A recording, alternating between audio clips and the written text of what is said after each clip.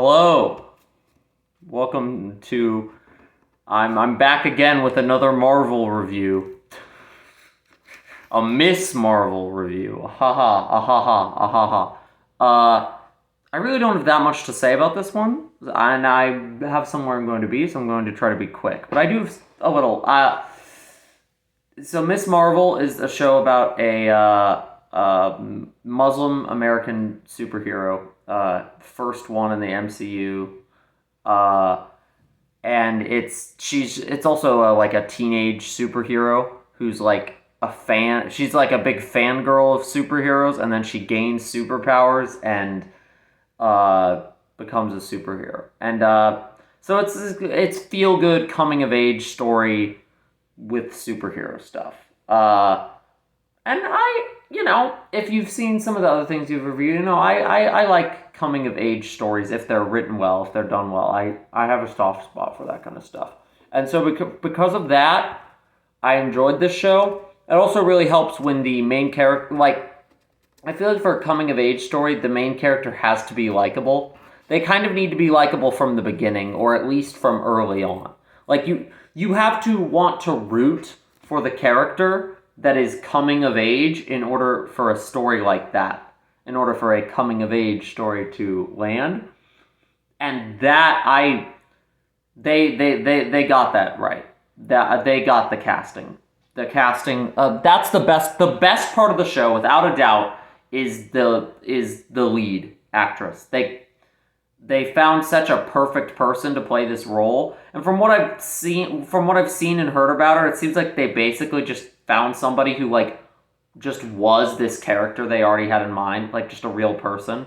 She's like a 19-year-old or something like that, I think. 19, 20, I don't know. Young enough to play a teenager, and she's just a superhero. She's just a real life. From what I know, the actress is an actual real life MCU super fan that just auditioned for the part, and they were like, she's perfect. She's a Muslim American Marvel fangirl, which is exactly what the character in the show is. She's like a fangirl in the show's universe, real life superheroes. But she's also, that doesn't mean so the actress is kind of playing herself, but that doesn't mean not in a way that's like, oh, she's just playing herself, but she's legitimately very good and very charming and sells the dramatic moments well. Her passion for the show and the work really shines through, and her charm and just style, which is great because I don't know, she's kind of carrying the show on her back. It's not that there's nothing else to like about it, but it's a very messy. It continues a recent MCU problem of the stuff having very messy scripts. This one just feels like it needed more episodes, really needed more episodes, or needed to do less in its set of episodes. Because basically, you start out the show, and it's this pretty simple premise of her. She's hanging out with her friends in Jersey City, where she lives, and then she finds a mysterious bangle that gives her superpowers. Cool. Then episode 2, they introduce a hot boy that she's interested in. Cool. Standard coming-of-age stuff. Easy to follow, not too complicated.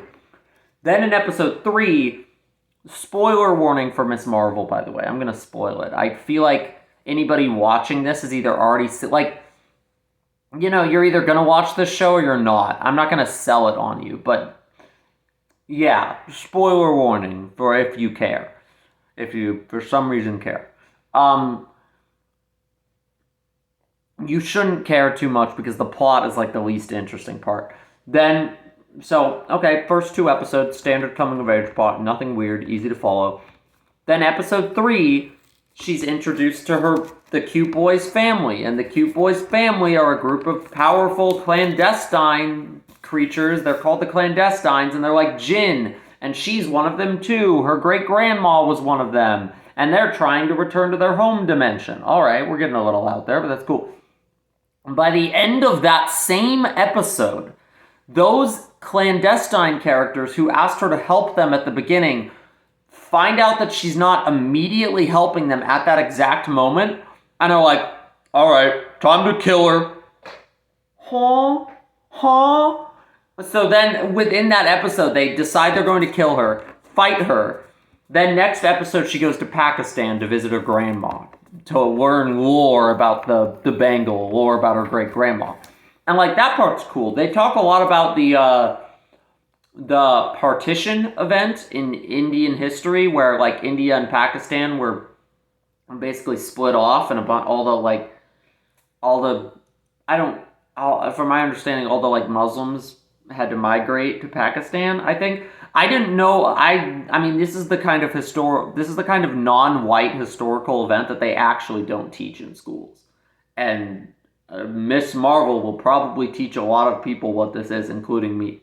So like that's what's cool. She's not just like, oh, the first Muslim superhero.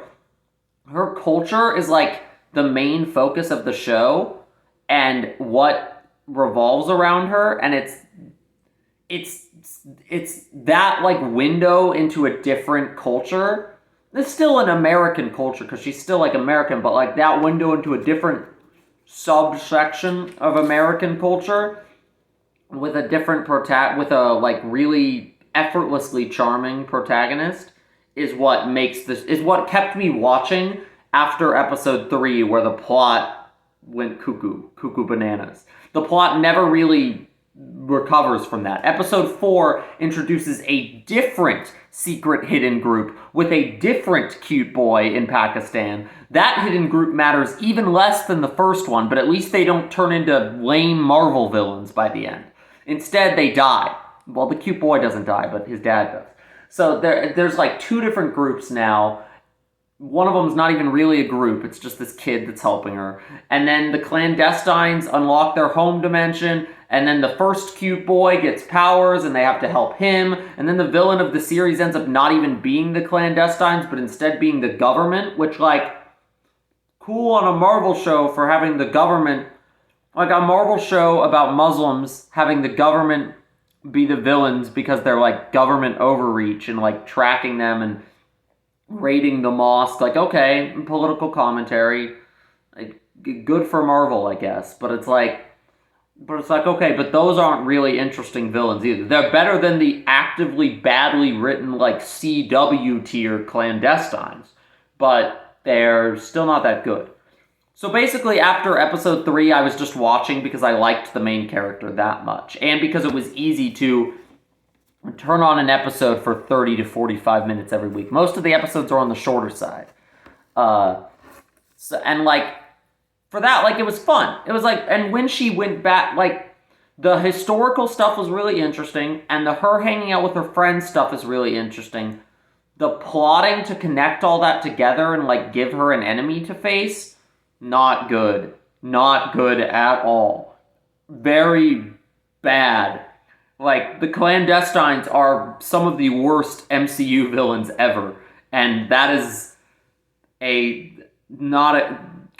MCU has a lot of bad villains, so that's a feat. Yeah, just know that going in. The villains suck. The plot is rushed as hell and doesn't always make a lot of sense. It makes enough sense that you're like, okay, I guess it does this now. So much of it is like, this supernatural power does this random thing that it's like, okay, well, I can't really say that it can't do that. But if you do watch this, know that you're watching for the main character and her journey and her like relationship with her culture and her family and her new powers. Like, that's what you're watching. You're not watching for an intricate Marvel plot, or not that Marvel movies even really have intricate plots. I don't know. If you like Marvel, watch it. This is a far cry from the first Marvel TV show review I did, where I was reviewing WandaVision and Falcon and Winter Soldier, and I was like my title for that was Why MCU Shows Are Worth Watching, Even If You're Tired of the MCU. And it's weird because like the shows haven't even gotten worse necessarily. Like, Moon Knight was my favorite of these MCU shows, but it's just like I'm starting to be able to predict how their plotting goes and how every MCU show is paced very similarly. except WandaVision. I would argue WandaVision broke the pacing a little bit, but all the others have been 6 episodes, and they've all been paced relatively the same. They all have a lull somewhere where the plot is simultaneously rushing and dragging. Are you rushing or are you dragging? Or are you gonna play on my time? That's how I feel about these Marvel things. It's like they're either rushing or they're dragging or both. The tempo has not been perfect. The Moon Knight was the most well-paced one. But it's just, I'd like to be able to talk about these Marvel shows with the same passion that I was talking about them at first. But right now, I guess that's not in the cards. I don't think the next one is going to change that. She-Hulk looks kind of doo-doo. Kind of really bad. Curious to see how that one comes out. I don't even know. I don't know if I'll watch it, but I feel like I kind of have to, just to, like, for the spectacle. I don't know. Anyway, I hope if you enjoy, did you enjoy Miss Marvel? Are you tired of these MCU TV shows? Are you gonna watch She-Hulk? Answer in the comments. I never encourage comment engagement. I should. Respond in the comments. Arrivederci.